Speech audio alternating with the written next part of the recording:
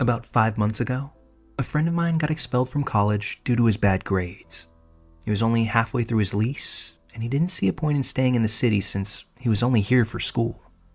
He told me if I wanted to take over his lease as a sublessee, he would only charge me half the rent, which I thought was a pretty sweet deal.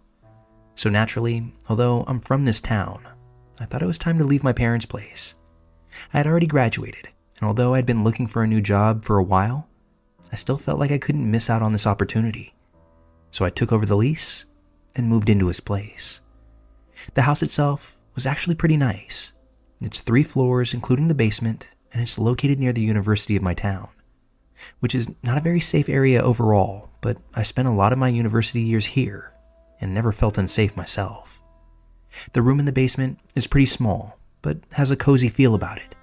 And the only other room down here belongs to a girl who is currently a student, and she's pretty quiet. Actually, all the girls living here are pretty good roommates. I wasn't thrilled about living with 3 girls, but now I don't see why I would have thought that it was an issue. They're all pretty great and a good time. I'm the only one in the house who's not a student, and also the only one who is originally from this town. The other roommates are actually all from cities that are only about an hour or 2 away at most, so unless there's something special going on, they all tend to go home on weekends. My friend who got expelled also only lives 2 short hours away, so he would always go home for the weekends as well.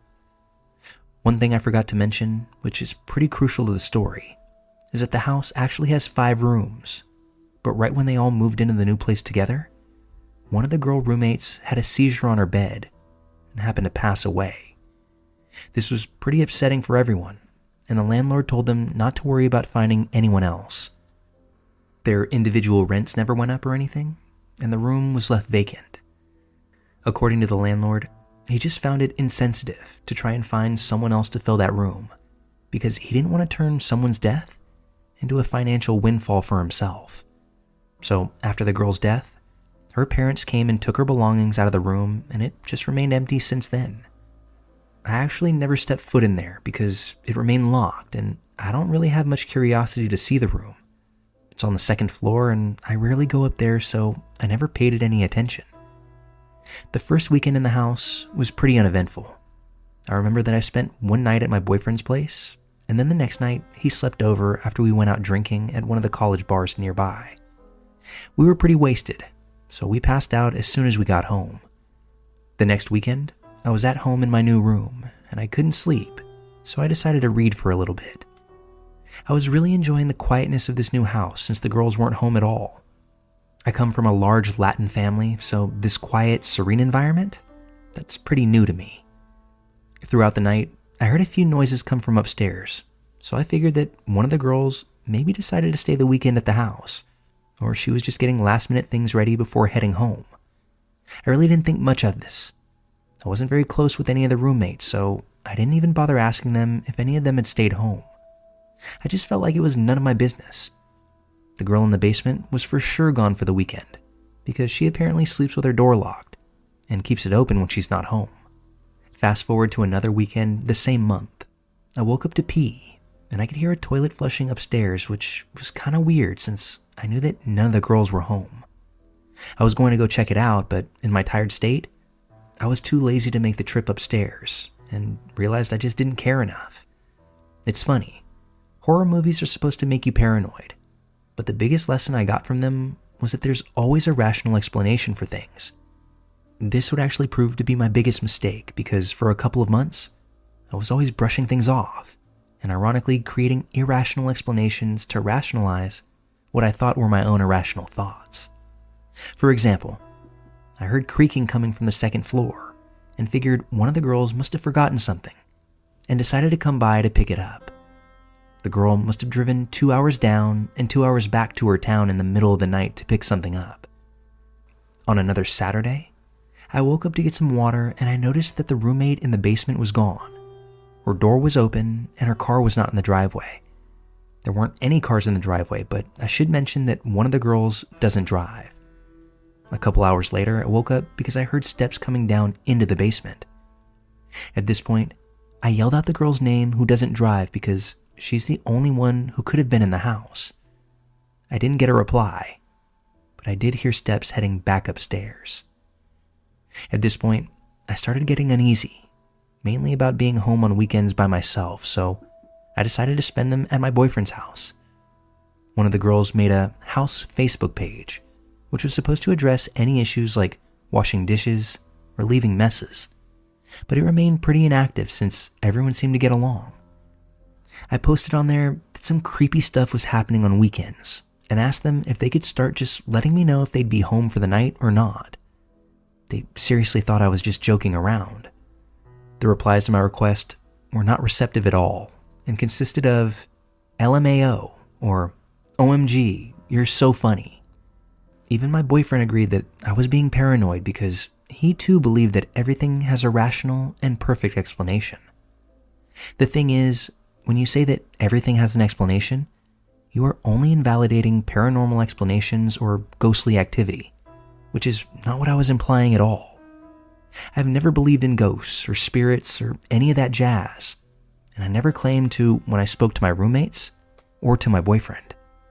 They kept on saying that the house was old and made noises, but I know the difference between old house noises and someone walking down the stairs and back up.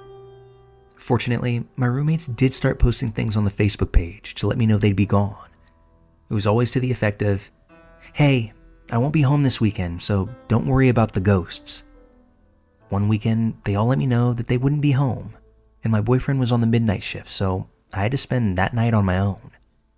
My boyfriend called me on his break, and while I was on the phone with him, I heard those same noises on the main floor. I told him I was going to check it out, and he told me go ahead, because the MF still thought I was being paranoid. As I said this, I heard the footsteps going back up to the second floor. Once I got onto the main floor, there was nobody in the kitchen, and all the doors into the house were locked. I was extremely paranoid and didn't feel safe.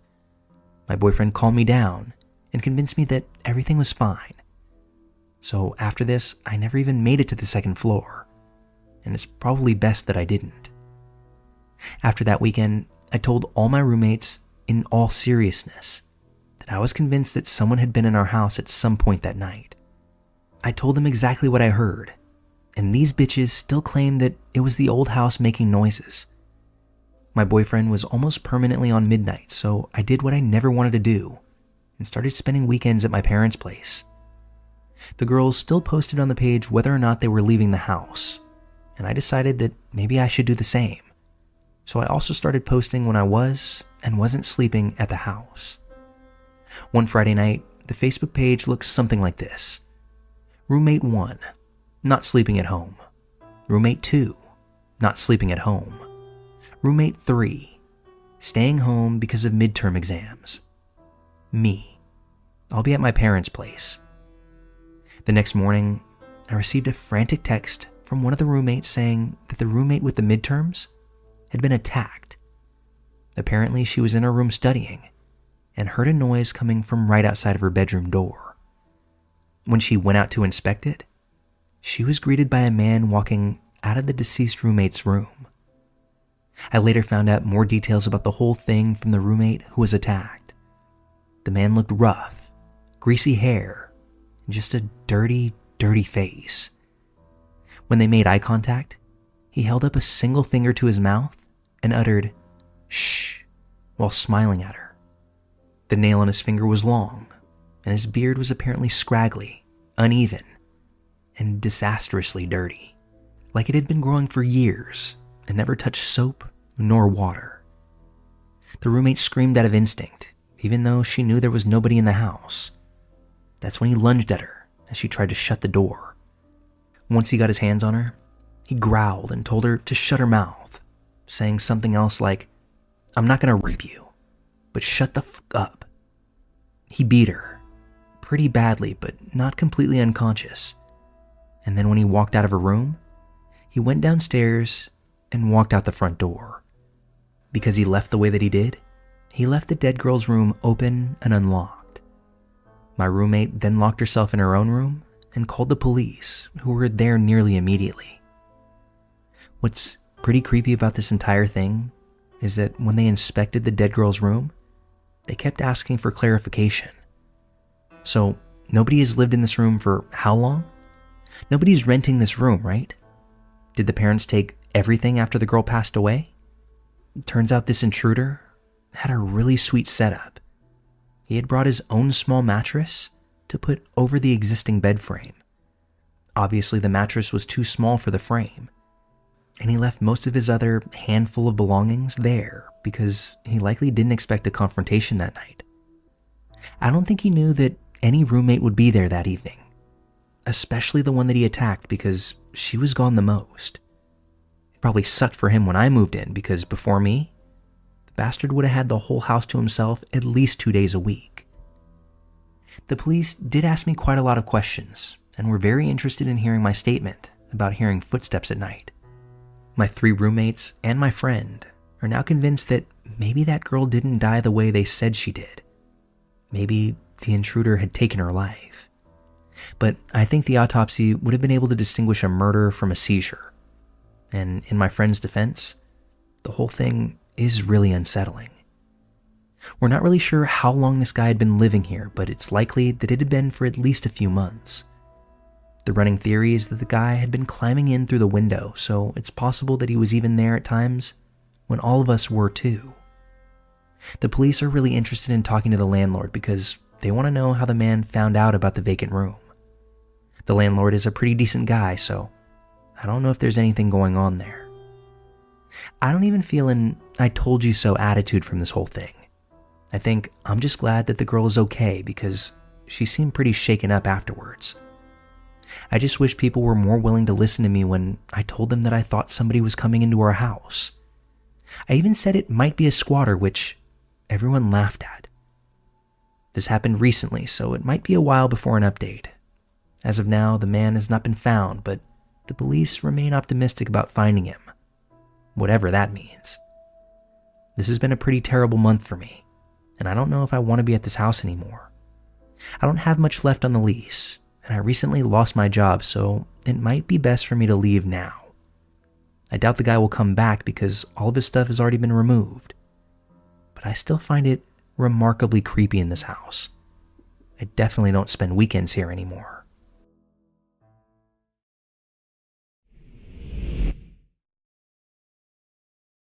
I hope I found the right place for this, as my story isn't exactly openly terrifying, but I find it odd, a bit creepy, and I'm still looking for explanations over a year later. I was 22 years old when I got pregnant with my now 10-month-old son. I'm very close to my husband, 26, but I'm not in contact with my narcissistic and abusive parents. As a result, I was feeling scared. There are some things you simply need a mom for, and a first pregnancy is certainly one of them. So I grew closer to Em, a 25-year-old friend of mine who was out of work for reasons that she'd never said. Before that time, she was a nanny and thought herself to be quite the expert. I was granted leave from my job, and I stayed at home during most of my pregnancy due to it being a difficult one, and I would often text Em during the day.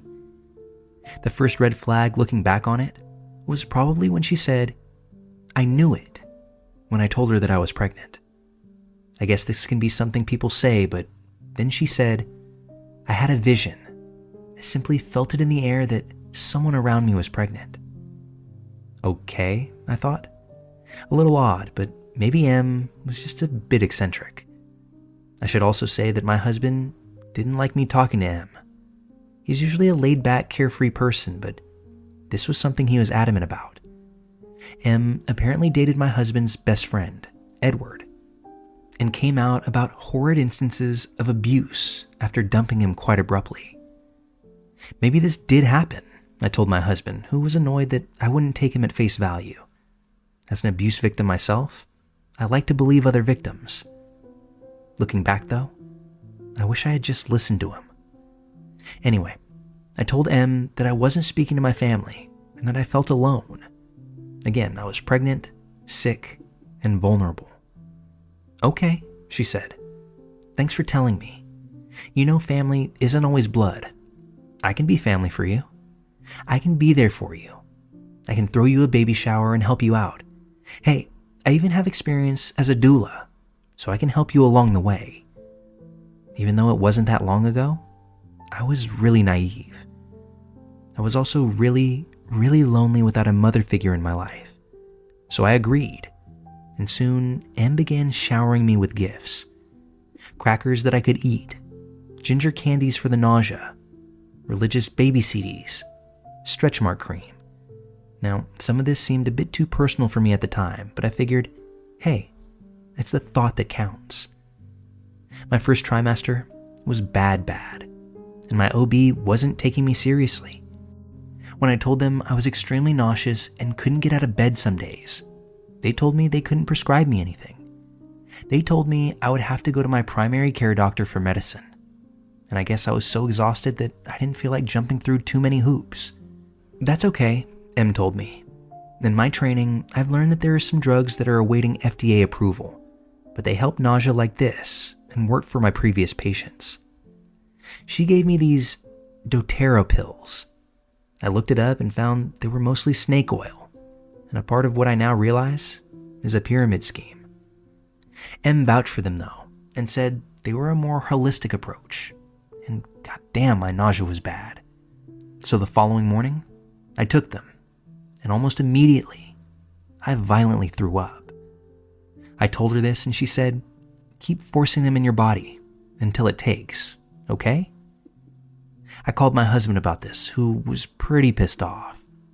Em had come over while he was at work, and he wasn't entirely aware of all that was going on. To his credit, he was going through a lot of stress on his own, with a baby on the way and also being the sole provider to our house at that point. So I texted Em and asked her to tell me more about her formal doula training, to which she said she had none, and the previous patient she mentioned happened to be her own sister. I've looked at videos and read up on things online though, she said, as vague as ever, but it's truly God's calling for me. Stay by me, and I would love to continue to help you. From then on, I found myself a bit more cautious about Em. I asked her why she was out of work, and she told me she had an invisible illness. When I asked her for more specifics, she told me that her bones were wobbly and her muscles would stop working at times. She said it couldn't be diagnosed and that doctors didn't believe her. The one diagnosis she gave me was fibromyalgia, which I've heard is painful, but I wasn't sure if this was accounting for her being out of work, as she said. My mom had fibromyalgia, but as I said, I'm not in contact with her. To this day, I don't know if Em was really in that much pain, but who am I to say? My point is, though, it all felt off. I invited Em to a Friendsgiving we were having around the holidays, and a friend approached me, shaking. She's talking about your abuse, my friend said. She says she's helping you through it, and how you were going nowhere when she met you. I continued to host the party and eat chips, pregnant of course, and then I confronted Em about it after the party, who denied it all completely. The only problem was, the friend who had told me had never met Em before, and was saying things that only Em could say. So that's when I decided to keep my distance. I had a group chat on Facebook Messenger with close friends where I gave little updates on how the baby was doing, the gender, name choices. His middle name is Fox, which will be relevant later. And Em was still a part of this group. If I had sciatic nerve pain, she had sciatic nerve pain. When I talked about my back hurting and the nausea, she had the exact same thing. Finally, she told me, "You're not handicapped like me. You're pregnant. These updates you're giving me are offensive." And that's when I removed her from the chat. Most friends were happy to hear the updates anyway. I'm actually surprised nobody got sick of me. And his middle name, Fox, caught on. I used to love old episodes of The X-Files when I was growing up, so if you're wondering, that's where that name came from. People started talking about the name and would comment on my statuses with things like, "So excited to see the little fox." Yeah, I know, I was really extra. It was my first pregnancy, okay? I'm not sure if Em knew of the support I was getting or if it was just timing, but she started to back off a little. And apparently, as she briefly mentioned, she was in a mental hospital for some time. I didn't know if this was true. I didn't know if anything was true about her at this point. Time passed, and in mid-spring, she came by again. I had time to cool off and was well into second trimester and feeling a bit better. She brought by beautiful baby clothes, which I was thrilled about initially, and snacks, which are always needed. Upon looking at the clothes, I saw most of them had lions on them. "How sweet," I said. "Yeah," Em said, "for our little lion cub."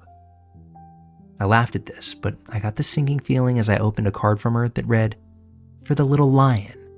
And at this point, I was beginning to feel more than a little strange about her. My husband actually got home around the time that she was there, and being his chill self, tried his best to play it off. But she was openly hostile and said things like, "Good fucking luck using cloth diapers. You'll learn how to parent right eventually. You obviously haven't been parents before," going on and on and on. Eventually, Em's husband came by to pick her up and swooped me up into a big hug himself. This surprised me as Em initially told me her husband had autism. He didn't like to touch people or even be around them, and he wasn't a big fan of me personally.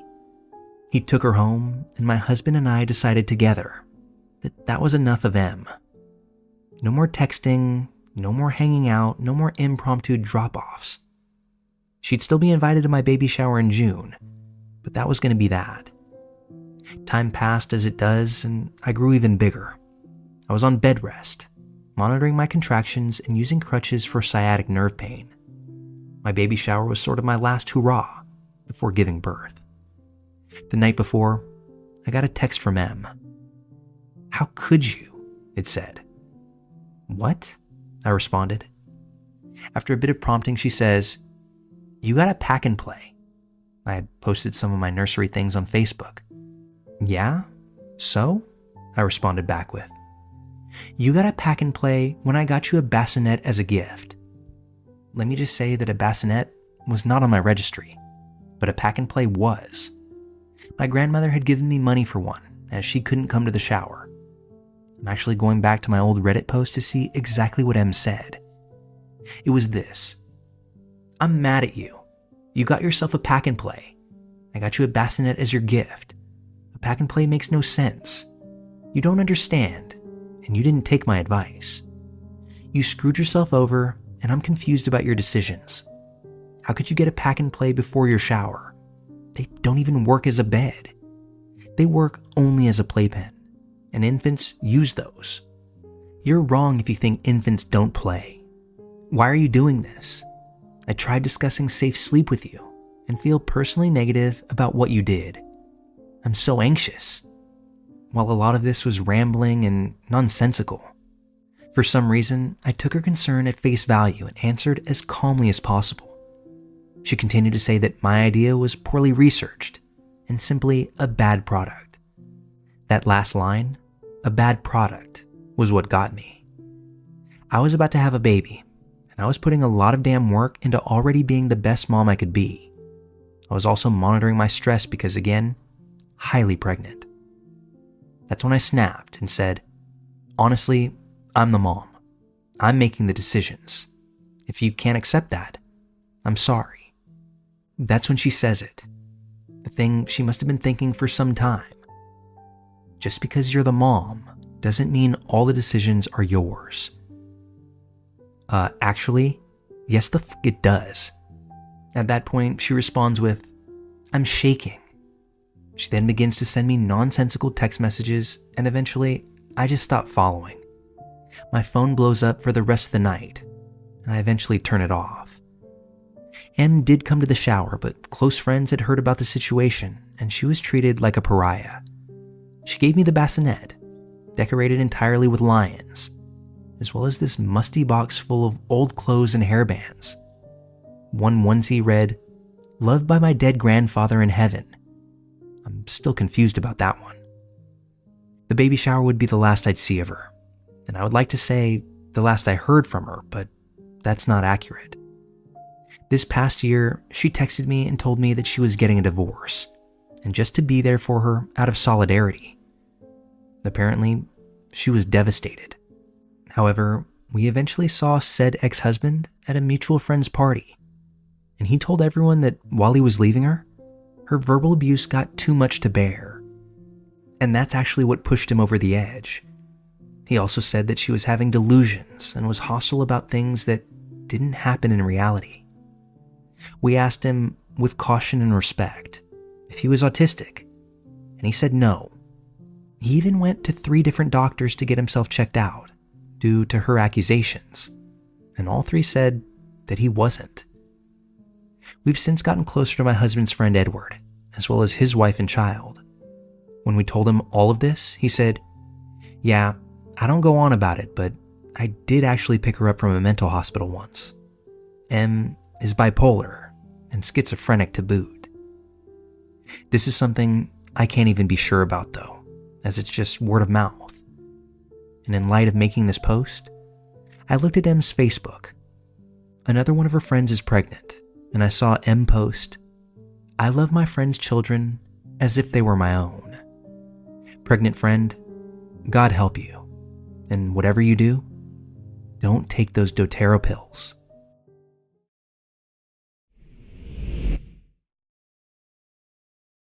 I'm going to change a few details here for anonymity's sake, but this story really messed with my head, and it's taken me a long time to process everything that happened. About 10 years ago, I studied abroad.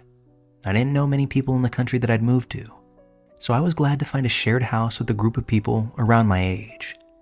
They were laid back, fun, and quickly became my close friends.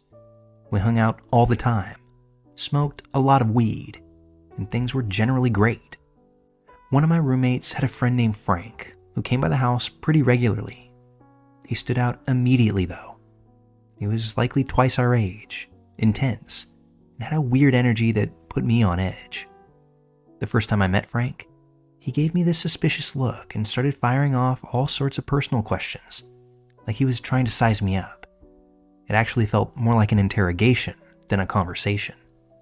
Still, Frank had this odd charm about him. He was funny, always cracking jokes, and he never showed up empty-handed.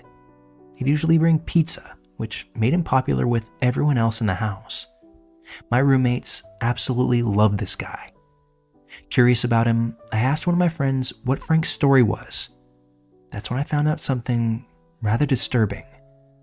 Apparently, the year before, he had discovered his wife and her 2 brothers murdered in their apartment. He was actually under investigation for it, but my roommate insisted there's no way he could have done it. This whole series of admissions stopped me cold. How could they be so sure he wasn't involved? And why were they so comfortable hanging out with someone who might have killed 3 people? I didn't say much, but from that moment on, I started seeing Frank in a very different light. As time passed, Frank became a nearly daily presence in the house. The more I observed him, the more I realized how manipulative and calculating he was. He'd say just the right thing to keep everyone on his side. And over time, I learned more about his background. He'd been in a gang in his youth, spent years in prison for violent offenses. Nothing that I learned about made me feel any better. Eventually, the police publicly named Frank as a suspect. The case had become the biggest criminal investigation in our area. He was interrogated but released due to lack of evidence. Once back at our place, he spun the whole thing as a conspiracy against him. My roommates ate it all up. I felt like I was the only one who saw through the act, and it made me feel isolated, maybe even a touch paranoid. Frank must have picked up on my unease because one night he pulled me aside and asked if I believed that he was innocent. I lied and said I did. I'm going to be honest here, I was scared. This guy gave me a bad feeling in the pit of my stomach anytime he was around. Then he told me his version of what had happened that day. His story was detailed and just as chilling. What shocked me most was that a few days later, he casually joked about it. Who jokes about a triple murder unless there's something seriously wrong with them? That's when I started researching psychopathy. The more I read, the more I felt convinced Frank checked every box. I couldn't shake the fear that he had some sort of plan, and now we were all somehow part of it. I became convinced that he might try to kill me and my roommates, but I couldn't talk to them about it. They were completely under his spell. At one point, I began sleeping with a knife underneath my pillow. That's literally how scared I was. I couldn't relax in my own home. I kept imagining waking up to him standing over me. And this was a horrible time in my life. To only make things worse, the police got tipped off about the relatively large amount of weed in our house, and they started to raid the place. 2 of my roommates were ultimately arrested, and that was the end of our house as a group. It all fell apart shortly after. The day I moved out, Frank actually helped me carry some of my stuff out to the car. As we stood outside smoking a cigarette, he gave me this look that I'll never forget. And that's when he said, "Hey man, you're all right. I actually planned on killing you, but you're all right." He said it just like that, so casual, off the cuff. Everyone else likely would have brushed it off as a joke, but I didn't. I couldn't. I believed him. And that comment is something that I can still hear ringing in my ears today. Shortly after I moved out, Frank was arrested once again. But there was no getting out this time. The charges stuck. A massive trial followed, lasting several years if I remember correctly. During that time, I built a new life, found new friends, and started feeling, normal again. Only then did I really start to grasp how deeply messed up that whole situation was. I had been living under the same roof with someone who I truly believe was capable of taking my life. Back in my home country, I followed the trial closely. Everything that came out about him in court confirmed what I had been feeling in my gut all along. Frank was dangerous, manipulative, and utterly without remorse. Eventually, he was convicted and sentenced to 4 life terms. Frank will never be a free man again. And thank God for that.